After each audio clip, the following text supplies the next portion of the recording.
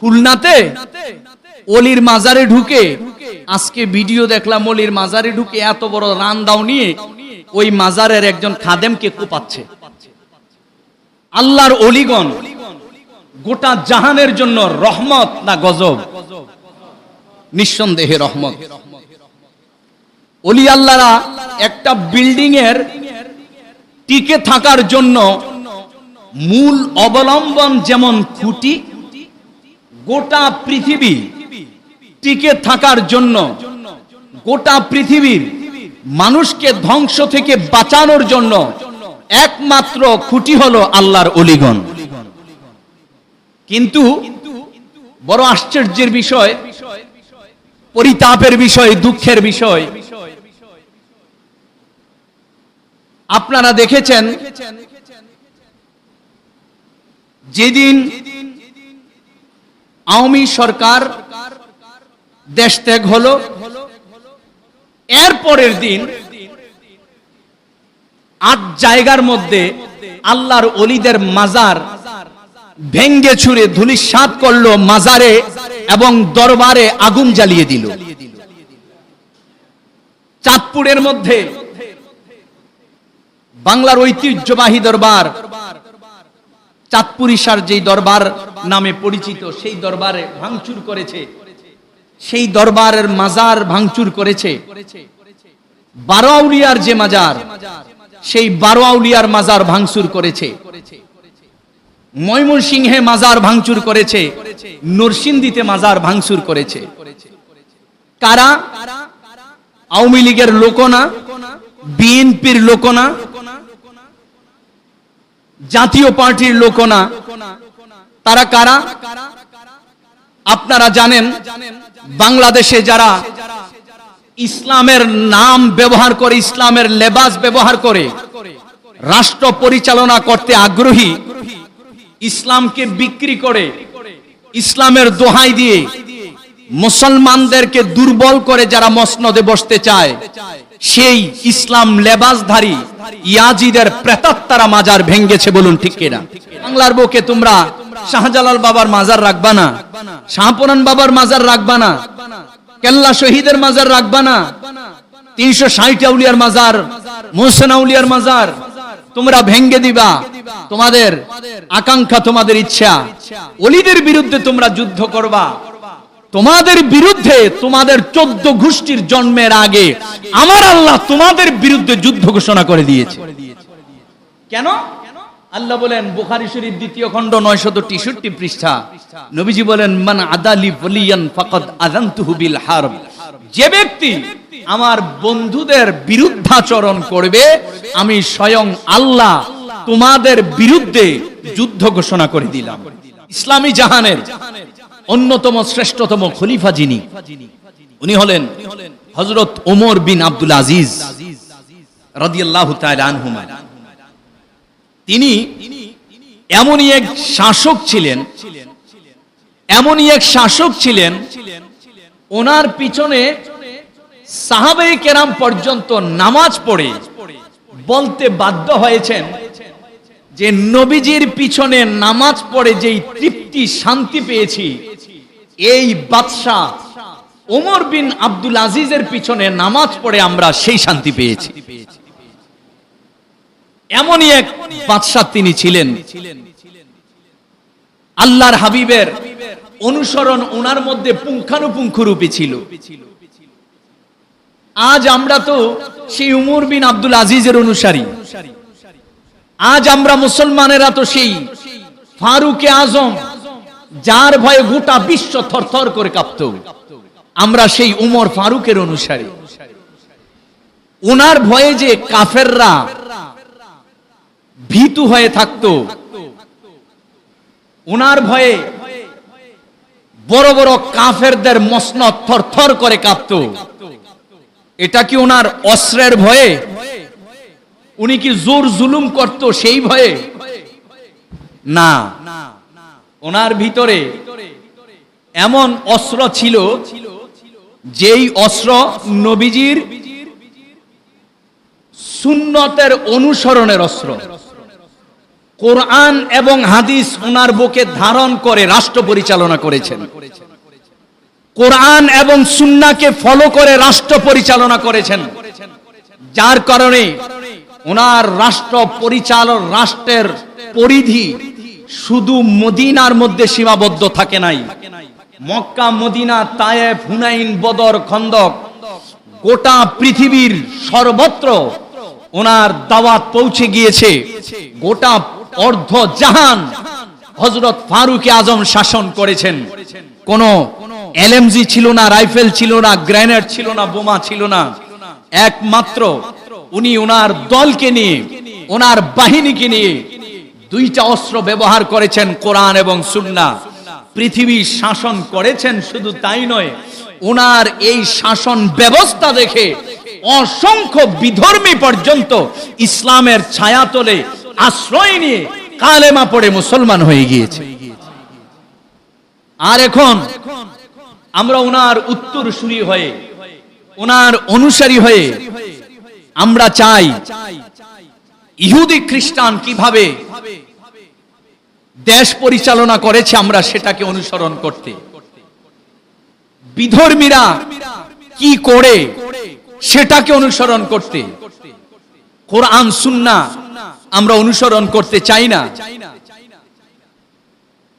দেখুন, আল্লাহর ওলিগণ গোটা জাহানের জন্য রহমত না গজব? নিঃসন্দেহে রহমত। ওলি আল্লাহরা একটা বিল্ডিং এর টিকে থাকার জন্য মূল অবলম্বন যেমন খুঁটি, গোটা পৃথিবী টিকে থাকার জন্য, গোটা পৃথিবীর মানুষকে ধ্বংস থেকে বাঁচানোর জন্য একমাত্র খুঁটি হলো আল্লাহর ওলিগণ। কিন্তু বড় আশ্চর্যের বিষয়, পরিতাপের বিষয়, দুঃখের বিষয়, আপনারা দেখেছেন যেদিন আওয়ামী সরকার দেশ ত্যাগ হলো, এর পরের দিন 8 জায়গার মধ্যে আল্লাহর ওলিদের মাজার ভেঙ্গে ছুঁড়ে ধূলিসাৎ করলো, মাজারে এবং দরবারে আগুন জ্বালিয়ে দিল। চাঁদপুরের মধ্যে বাংলার ঐতিহ্যবাহী দরবার চাঁদপুরিশার যেই দরবার নামে পরিচিত, সেই দরবারে ভাঙচুর করেছে, সেই দরবারের মাজার ভাঙচুর করেছে। 12 আউলিয়ার যে মাজার, সেই 12 আউলিয়ার মাজার ভাঙচুর করেছে। ময়মনসিংহে মাজার ভাঙচুর করেছে, নরসিংদীতে মাজার ভাঙচুর করেছে। কারা? আওয়ামী লীগের লোক না, বিএনপির লোক না, জাতীয় পার্টির লোক না। তারা কারা? আপনারা জানেন, বাংলাদেশে যারা ইসলামের নাম ব্যবহার করে, ইসলামের লেবাস ব্যবহার করে রাষ্ট্র পরিচালনা করতে আগ্রহী, ইসলামকে বিক্রি করে, ইসলামের দোহাই দিয়ে মুসলমানদেরকে দুর্বল করে যারা মসনদে বসতে চায়, সেই ইসলাম লেবাসধারী ইয়াজিদের প্রেতাত্মারা মাজার ভেঙ্গেছে। বলুন ঠিক কিনা? আশ্চর্য! আল্লাহর নবীর শিক্ষা তো ভাই এটা নয়।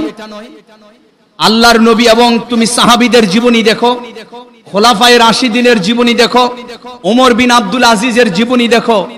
আরে মুসলিম উনাদের মাধ্যমে ক্ষতির সম্মুখীন হবে তো দূরের কথা, যারা যারা নির্যাতন করেছে মুসলমানদের উপরে, যেই ধরনের যেই সকল বিধর্মীরা, ওই ধরনের বিধর্মীদেরকে পর্যন্ত ওনারা আশ্রয় দিয়ে রেখেছেন। মক্কা বিজয় থেকে আমরা কি শিখি? যেই মক্কা থেকে আমার নবীজিকে বের করে দিয়েছে, যে মক্কায় আমার নবীজিকে 2 বছরের জন্য নির্বাসনের রেখেছে, আমার নবীজি ক্ষুধার যন্ত্রণায় গাছের পাতা পর্যন্ত খেয়েছেন, খাবার পর্যন্ত পায় নাই। যাকে শিয়াবে আবি তালেব বলে হয়েছে পাহাড়ের এখানে, যারা এত নির্মম অত্যাচার করলো, নির্যাতন করলো, নবীজিকে এত কষ্ট দিল, অসংখ্য সাহাবীকে শহীদ করে ফেললো, সাহাবীদেরকে মক্কা ত্যাগ করার জন্য বাধ্য করলো, নবীজিকে মক্কা থেকে মদিনা হিজরত করার জন্য বাধ্য করলো। নবীজি যখন আবার পুনরায় মক্কা বিজয় করলেন, নবীজি মক্কায় গিয়ে খানে কাবা তাওয়াফ করে লক্ষ লক্ষ সাহাবীদেরকে নিয়ে নবীজি ওই দিন চাইলে নবীজির দুশমন যত বিধর্মী মূর্তি পূজারী ইহুদি খ্রিস্টান তাদেরকে কতল করে ফেলতে পারতেন। তাদেরকে কতল করলে নবীজির গুনাহ হইতো না। কেন? কারণ তারা বিধর্মী, তারা মূর্তি পূজারী, তা গুনাহ হইতো না, তারা যুদ্ধে প্রস্তুত নবীজির জন্য। সুতরাং নবীজি তাদেরকে হত্যা করতে পারতেন।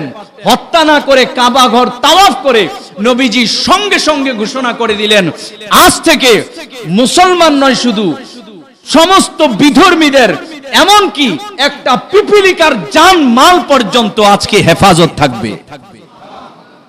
নবীজি সকলকে সাধারণ ক্ষমা ঘোষণা করে দিলেন। আজ তোমরা সেই নবীর অনুসারী দাবি করো, সেই খোলাফায়ে রাশিদিনের অনুসারী দাবি করো, দাবি করে এখনো ক্ষমতায়ও আসার নাম নাই, এখনো ক্ষমতায় আসার নাম নাই। তোমাদের পরিস্থিতি দেখলে বোঝা যায় তোমরা এখনই প্রধানমন্ত্রী হয়ে গেছো। এখন যদি এমনটি করো, প্রধানমন্ত্রী হলে তোমরা কি করবা? প্রধানমন্ত্রী হলে বাংলার বুকে তোমরা শাহজালাল বাবার মাজার রাখবা না, শাহপুরান বাবার মাজার রাখবা না, কেল্লা শহীদের মাজার রাখবা না, 360 আউলিয়ার মাজার, মোহসেন আউলিয়ার মাজার তোমরা ভেঙ্গে দিবা। তোমাদের আকাঙ্ক্ষা, তোমাদের ইচ্ছা, ওলিদের বিরুদ্ধে তোমরা যুদ্ধ করবা। তোমাদের বিরুদ্ধে তোমাদের 14 গোষ্ঠীর জন্মের আগে আমার আল্লাহ তোমাদের বিরুদ্ধে যুদ্ধ ঘোষণা করে দিয়েছে। কেন? আল্লাহ বলেন বুখারী শরীফ 2য় খণ্ড 963 পৃষ্ঠা, নবীজি বলেন মান আদালি ওয়ালিয়ান ফাকাদ আযানতুহু বিল হারব, যে ব্যক্তি আমার বন্ধুদের বিরুদ্ধাচরণ করবে আমি স্বয়ং আল্লাহ তোমাদের বিরুদ্ধে যুদ্ধ ঘোষণা করে দিলাম। আপনারা শিক্ষা নেওয়া উচিত ছিল আপনাদের অতীত ইতিহাস থেকে। আপনারা শাহজালাল বাবার মাজারে বোমা ফাটিয়েছেন, কেল্লা বাবার মাজারে বোমা মেরেছেন, এতে পরিণতি যে আপনাদের কি হয়েছিল আপনারা কি দেখেন নাই? আপনারা সেটা থেকে শিক্ষা গ্রহণ কেন করেন না? যদি এখনই সতর্ক না হন, যদি মাজার ভালো না লাগে মাজারে যায়েন না, অলির দরবার ভালো লাগে না, অলির দরবারে আপনাকে যাওয়ার জন্য কেউ বাধ্য করে না, আপনি যায়েন না। আমাদেরটা আমরা পালন করব, আপনারটা আপনি পালন করুন, ঠিক কি না? কিন্তু আপনি অলির মাজার ভেঙে ফেলবেন, হক্কানি অলির দরবার ভেঙে ফেলবেন, আগুন জ্বালিয়ে দিবেন, মনে রাখবেন আপনার পরকালে তো আল্লাহ আগুন জ্বালিয়ে দিয়েছেনই, বরং দুনিয়ায়ও আপনার জন্য আল্লাহ আগুন জ্বালিয়ে দিবেন, বলেন ঠিক কি না? সুতরাং আমি বলবো সতর্ক হন, সাবধান হন, অতীত ইতিহাস থেকে শিক্ষা গ্রহণ করুন। যদি শিক্ষা গ্রহণ না করেন আপনার ভয়াবহ অতীত থেকে আরো বেশি পরিণতি, আপনার পরিণতি অতীত থেকে আরো বেশি ভয়াবহ হবে। এটা নিঃসন্দেহে, এটা আমার কথা না, স্বয়ং আল্লাহর কথা। হাদিসে কুদসিতে আল্লাহ বলেছেন বিভিন্ন দল উপদল তো থাকতেই পারে, এটাই স্বাভাবিক, কিন্তু আপনি এক দল করেন বলে আরেক দল বাংলায় থাকতে দিবেন না। আপনি তাবলীগ করেন বলে সুন্নিদেরকে উৎখাত করবেন, আপনি এই দল সেই দল করেন বলে আপনি আহলে সুন্নাত ওয়াল জামাত বাংলায় থাকতে দিবেন না। এটা হলো আপনার ভুল ধারণা। হক ছিল, আছে, কিয়ামত পর্যন্ত হক থাকবে, ঠিক কিনা বলেন? এটা থাকবে। সাময়িকের জন্য হয়তো কষ্টে ফেলতে পারবেন, কিন্তু সাময়িকের জন্য কষ্টে ফেললেও আপনার জন্য কিন্তু আল্লাহ দীর্ঘমেয়াদী কষ্টেও বরাদ্দ করে রাখবেন দুনিয়া এবং পরকালে। সুতরাং এই ধরনের কর্মকাণ্ড থেকে মুক্ত থাকার দরকার। আমাদের বাংলাদেশ শান্তির দেশ, আমাদের বাংলাদেশ সকল ধর্মের সম্মিলিত বসবাসের দেশ। সকল ধর্ম, সকল দল এই দেশে বসবাস করে। অন্য দল ভালো লাগে না, আপনি সেটা করবেন না, তার কাছে যাবেন না, আপনাকে যাওয়ার জন্য বাধ্য করা হবে না। কিন্তু ভালো লাগবে না বলে তাকে হত্যা করবেন, খুন করবেন, মারবেন। আজকে সকালে দেখলাম খুলনাতে অলির মাজারে ঢুকে, আজকে ভিডিও দেখলাম অলির মাজারে ঢুকে এত বড় রান্দাও নিয়ে ওই মাজারের একজন খাদেমকে কোপাচ্ছে, খাদেমকে কোপাচ্ছে, মুখে কিন্তু দাড়ি, তার হাতে রান্দাও, মুখে দাড়ি। তো তো এই ধরনের কাজকর্ম করলে বাংলার জনগণও আপনাদেরকে সাপোর্ট করবে না। শান্তির জন্য দরকার কি?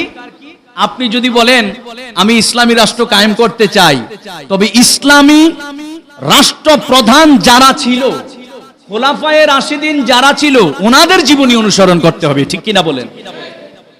শাহজালাল বাবা বাংলাদেশে যে এত শান্তি প্রতিষ্ঠা করে গেলেন 360 আউলিয়ার মাধ্যমে, না বিন্দু পরিমাণ অস্ত্র ছিল, একমাত্র ওই খোলাফায়ে রাশিদিন এবং নবীজির অনুকরণের মাধ্যমে মানুষদের কাছে হেদায়েতের বাণী, শান্তির বাণী পৌঁছে দেওয়ার কারণে আজকে 700 বছরের উপরে শাহজালাল বাবা মাজারে শুয়েছেন।